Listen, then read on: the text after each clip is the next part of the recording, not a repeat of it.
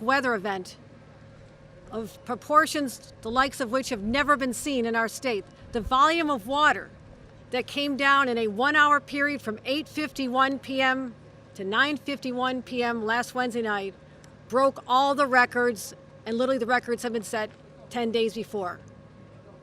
Ladies and gentlemen, that is the definition of a climate crisis.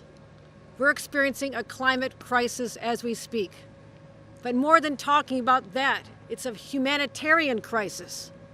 And you only have to walk down this street, as I have many times, with our elected officials who care so deeply about the people who live here and throughout Queens and all the other affected communities, to know that people that we represent, who put their faith in us, are in pain right now. They're hurting. They look into our eyes and they ask us to help, and we will not abandon them. Every one of us here, our elected leaders, down from our president to our senators, our Congress members, our assembly members, our mayors, everyone, including our council members, we are here to help. And I am so grateful to President Biden for being so responsive. He called me immediately. He had our great FEMA administrator call me. He called again. What do you need? And after I issued the emergency declaration in the crisis, we put forth a request for a major disaster declaration. Now, just about 10 years ago, I was a member of Congress. 9 years ago, we had Katrina. And those of you who experienced that understood that it took from October till December, even January, before the aid came to our state. People were playing politics with people's lives back then, despite the best efforts of our leaders here. I'm so proud to say that we've never seen a response like we've seen from President Biden and his administration and our leadership in the Senate and the House of Representatives. They acted so quickly, and as a result, we have deployed teams on the ground to get immediate assistance to people, but this is a short-term solution, getting them housing, getting them shelter, getting them rental assistance, getting them money to help clean up, getting them food on the table. And that's what President Biden has enabled us to do to help support those efforts. But my friends, we are in this for the long haul. This is not a situation that's going to go away. And the way I operate, I'm acting as if this same event could happen again in 10 more days. That's the preparedness that we need to have. So this street, this alleyway, does not become a raging river, destroying the lives of people, their homes, and their futures. It's an emotional day for all of us to see this, but the chance to see these resilient people. And Junior right here, who's the mayor of the street. Junior, how are you, my friend? Junior's here. Junior's in the house. We are here to help you. And mark our words here today. The president and none of us believe that we just show up to take pictures and walk away. We are committed to you and the resiliency of this community and this neighborhood. I want to thank every one of you for having the strength. I don't know where you get it from, because this is one of the hardest hit streets and communities because of COVID as well. Our hospitals were overflowing with people from these neighborhoods just a year ago. So, my friends, we're not abandoning you. We're here for you, and we'll continue to be here when you need us. And with that, I'm going to give a quick introduction to our Senator Kirsten Gillibrand, who's been on the ground constantly, and I want to thank her for her leadership as well. She'll be introducing Senator Schumer, and Senator Schumer, just from the bottom of my heart as well. Thank you. We walked many streets. The three of us walked Mamaroneck, other communities as well. The two of you are just an incredible team, and we're blessed to have you representing the state of New York. Thank you. Thank you. Well, thank you, Governor Hochul, for being here, for being strong in a moment of grave need. I want to thank the President for coming to talk to families. He understands the pain and the sorrow that these families are going through, the resilience they will need to be able to rebuild and build back better, as the President has said. He's here on the ground because he cares, and he's going to make a difference. And I also want to thank our first responders for never missing a beat, for being here every second of every day to meet the need of these communities. And last, and certainly not least, is Senator Schumer. As the majority leader in the U.S. Senate, he will be best positioned to make sure families recover. He's been working since Superstorm Sandy to make sure that we have better resilience, so that he's gotten the Army Corps to work. He's gotten the people to have the resources they need through FEMA and to address some of the fraud that we saw during Superstorm Sandy. And that's why Senator Schumer is truly at the head of being able to support President Biden in getting this done. God bless you all. Thank you. Well, thank you, Governor Hochul, Senator Gillibrand, and all my great colleagues. We are working all three levels of government. And why it's such a large, impressive anomaly of people get here, because this man came. This man right here came with, thank you, without anyone having to hock him, or that's a Brooklyn word, or bother him to come. So, Mr. President, it is my distinct honor to welcome you to Queens, a bustling borough of over 2 million New Yorkers with staggering diversity and infinite talent, equal parts passion and compassion. Where's Donovan? There he is. Now, you being here today, Mr. President, is a hallmark of your hands-on presidency. Not just sitting in Washington, but seeing and hearing people's trouble, and then acting decisively to help, not the least of which is by promptly approving a major disaster declaration, quicker than any president has ever done. And we are so, so grateful. Now, perhaps nowhere else reflects the diversity of New York and our nation than Queens, where hundreds of languages, hundreds, are spoken every single day. From Archie Bunker to LL Cool J to Aquafina. Queens literally has it all. Not to mention some of the best arepas, Vindaloo, Moussaka, Carbonara, and Guinness on the planet. As a congressman, my district included parts of Queens. We have LL Cool J. Calm down. As a congressman, my district included parts of Queens, so this community is near and dear to my heart. And it pains us so to see and witness the loss of life and property. It pains us deeply to read the stories of neighbors we lost in the storm. Mr. President, less than 2 miles from where we're standing, in Woodside, 2 parents, Ang Lama and Ming Ma Sherpa, perished, along with their toddler son, Lobsang Lama, as water rushed into their basement apartment. Lobsang was 14 months old, a little beautiful boy gone. Gone. The same brutal story repeated itself across New York as Ida dumped a record amount of rain. People trapped in their own homes. In a matter of minutes, a place of safety and refuge became a coffin. Mr. President, we're so thankful that you're here, not just to see for yourself the destruction and damage wrought by Ida, but also to deliver the prompt aid we urgently need. This community is hurting. We've lost loved ones. We've lost homes. We've lost small businesses, and even small things, the marriage albums, the mementos, the pictures that can never be replaced no matter how much financial help we're able to get people. Leaves a hole in your heart, a hole in your heart. Now, in the short term, of course, we need the federal aid to staunch the bleeding and rebuild stronger and more resilience than before. And Mr. President, I thank you for heeding my call and that of Senator Gillibrand and the call of Governor Hochul and my colleagues in the New York delegation, many of whom are here, who did such a great job for New York. Let's have the congressional delegation. A round of applause for them. And we all work to speedily get public assistance, which goes to the city and localities, individual assistance, grants, not loans, of up to $36,000 per individual, and small business support that will unlock aid to many homeowners and businesses who need it. But my friends, as you know, Mr. President, we cannot stop there. Our climate is changing, in ways that are undeniable, that are accelerating, that are caused by humans, that are devastating communities here in Queens and across America with increasing unfortunate frequency.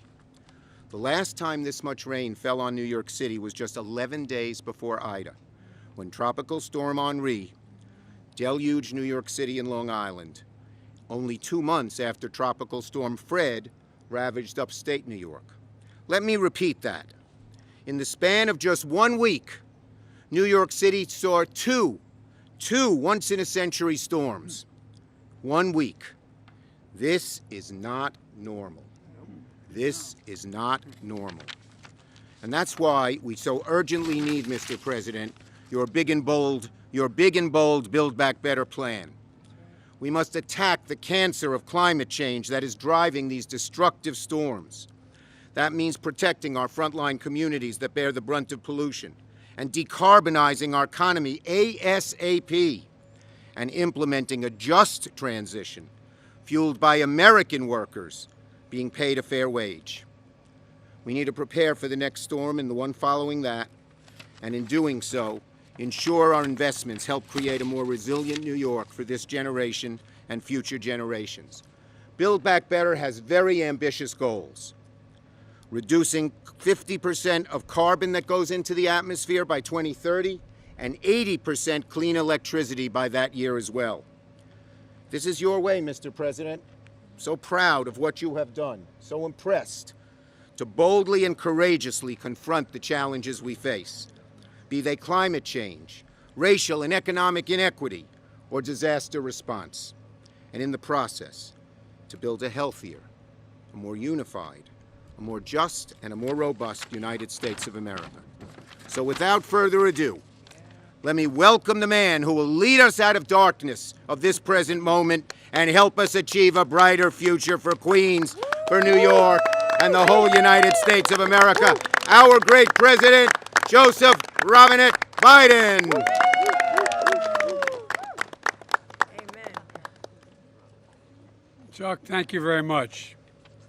As an old joke goes, if my father were here, he'd say thank you. If my mother were here, she'd say, who are you talking about? Look, folks, let me begin by saying I wish every American could walk down this alley with me to see and talk to the people who've been devastated. Just talk to them. None of them were shouting or complaining. Every one of them were thanking me as if it was something special, I mean it sincerely, that I was here, and hoped that we'd be able to do something. This is America, where I'm standing right now. These are the people, whether it's in Scranton or Claremont or anywhere around the world, the country, who built this country. And it's about time we step up. They're always the first ones that are hurt and the last ones that are helped. But that's not going to happen this time. The group I have standing with me, led by Chuck Schumer, and your Congresswoman, is this your district? Grace Meng. Oh, it's Grace's district. No, Cortez. I want to thank her personally for her gumption, the way she's fought and hollered and fought so hard for all the people in this alley. I really mean it. Thank you, thank you, thank you. But that goes for everybody here. And look, folks, you know, I want to thank Governor for, and Leader Schumer and Kristen, I should say Senator Gillibrand, and Congresswoman Ming and Maloney and Meeks and Mayor de Blasio for being here.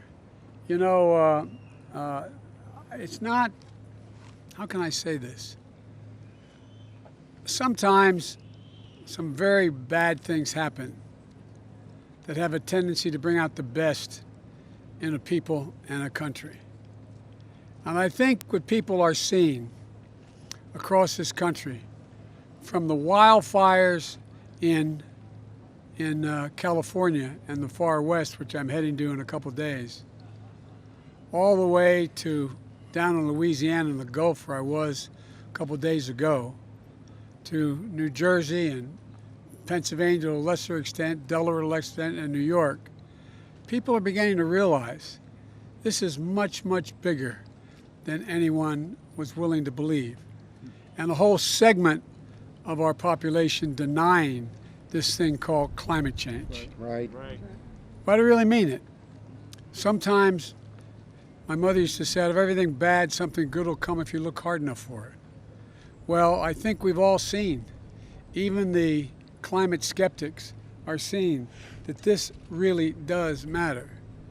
And it's not just whether or not people who are just trying to get by in these homes, in these alleys here, working their butts off, do well. It's people in high towers along the shore who find that as this rain and all this change takes place in the groundwater, the buildings are actually beginning to tilt. 100-story buildings. This goes so far beyond what anybody's willing to speak to up to now. We just finished surveying some of the damage in the neighborhood here in Queens, and earlier today we were in the Raritan Valley in New Jersey, which also got badly, badly hit. Walking these neighborhoods, meeting the families and the first responders, seeing how folks are doing after this destruction and pain and another devastating storm is an eye-opener. The people who stand on the other side of the fences who don't live there, who are yelling that we're talking about interfering with free enterprise by doing something about climate change, they don't live there. That's right. They don't live. They don't understand. And you know, last week, right here, in so many other communities, these waves crashed through the streets here, testing the aging infrastructure and taking lives. More lives were taken here than down in Louisiana. Let me say that again. Wow. They had over 20 inches of rain.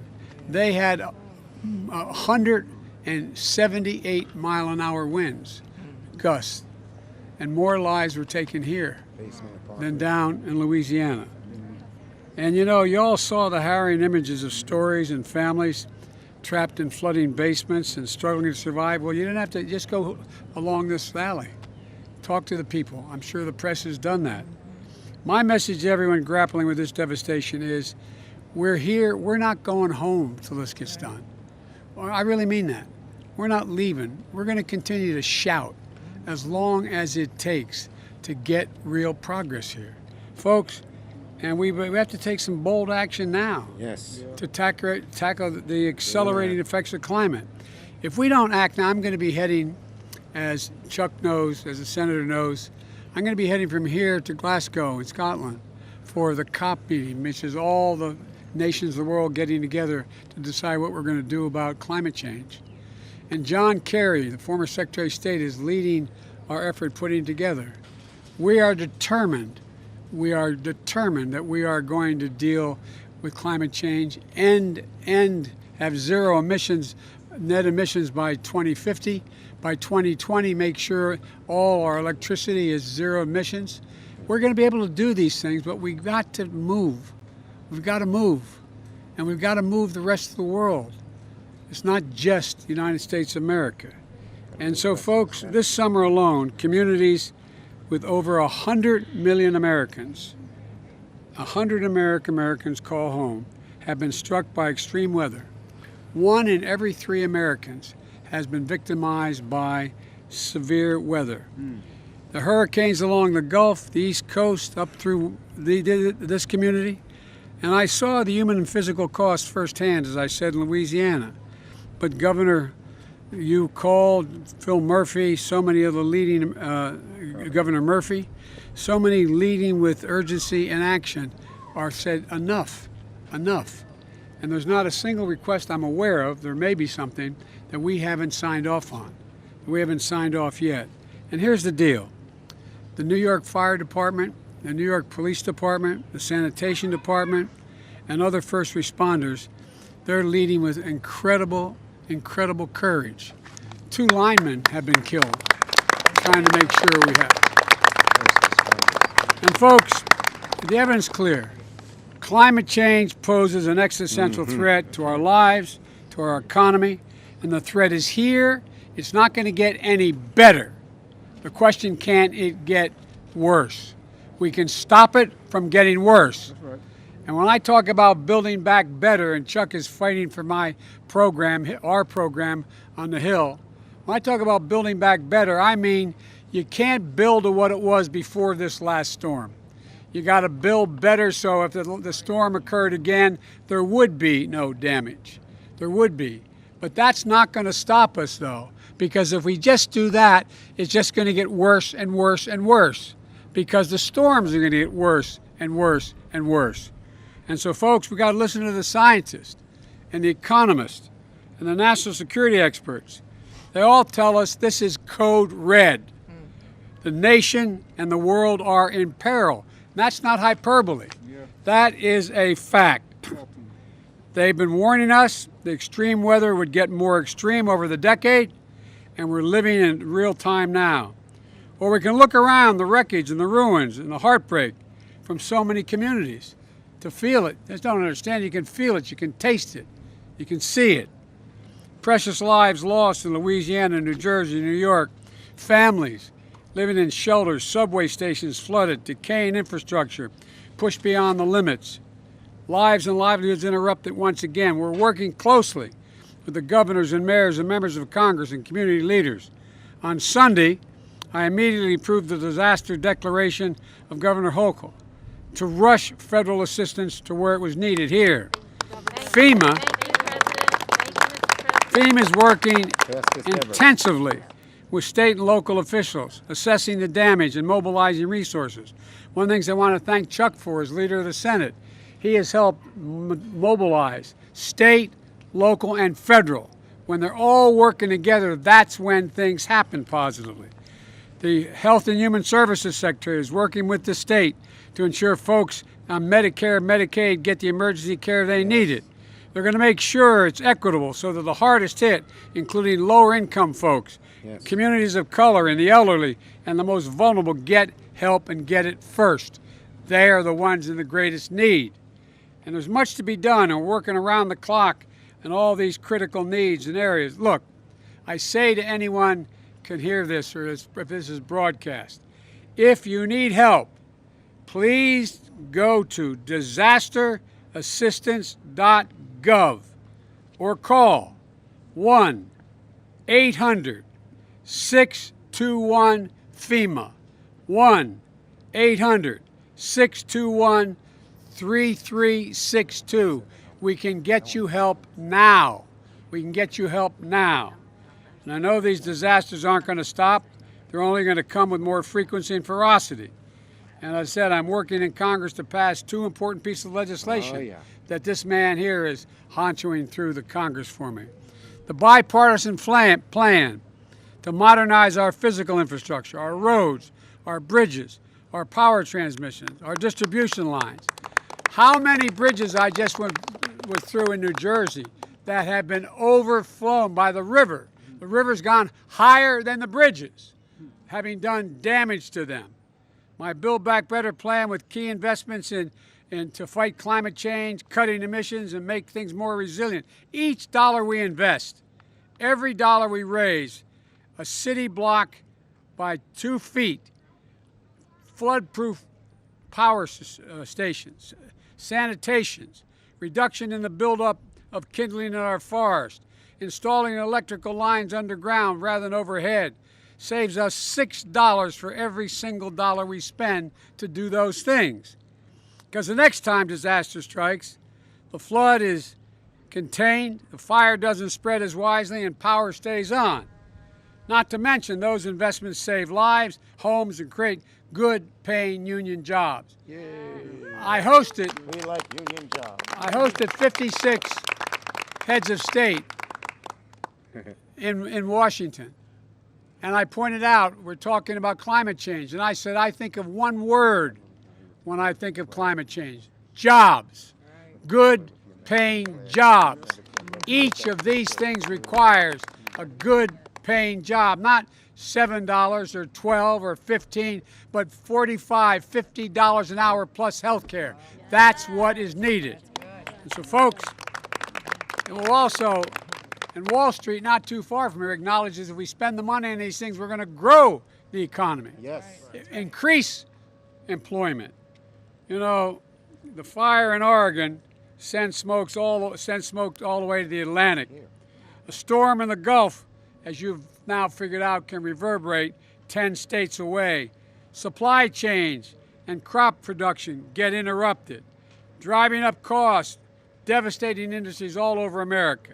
This is everybody's crisis. Yes. Everybody's crisis. And let me just say again, the fact is that the damage done on the West Coast, which I'll be heading to, they've already burned 5 million acres to the ground. That's bigger than the state of New Jersey, if I'm not mistaken. 5 million acres. And you see it by the smoke that ends up coming over the East Coast. Folks, we're all in this. It's about time we stop the regional fights and understand. Helping somebody make sure there's no fewer fires in the West warrants helping people in this alley make sure they're not flooded.